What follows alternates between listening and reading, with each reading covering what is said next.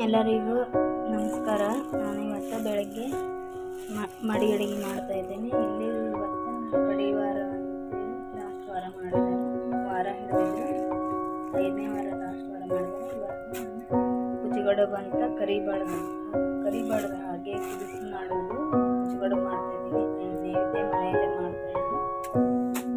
ದೇವರಿಗೆ ಪಡಿ ಅಂತೆಲ್ಲ ಒಣ ಪಡಿ ಎಲ್ಲ ಸುತ್ತಕೊಂಡೋಗಿ ದೇವ್ರಿಗೆ ಕೊಟ್ಟು ಹುಡಿ ತುಂಬಿ ಕಾವಡಿಸ್ಕೊಂಡು ಬರಬೇಕು. ಇವಾಗ ನೈವೇದ್ಯ ಮಾಡಬೇಕು. ಫಸ್ಟ್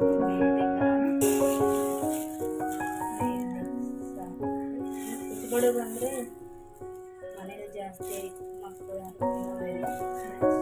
ಸ್ವಲ್ಪನೇ ಬೆಳಗ್ಗೆ ಹಾಕೈತೆ.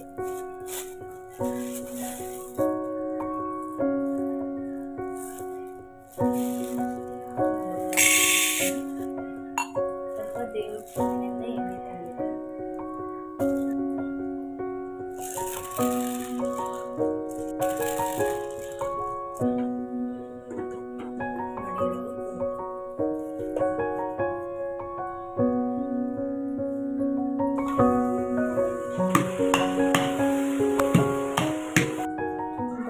ಇದಕ್ಕೆ ನೀರು ಬರ್ತಿದ್ದೀನಿ ಕುದ್ದಿದೆ.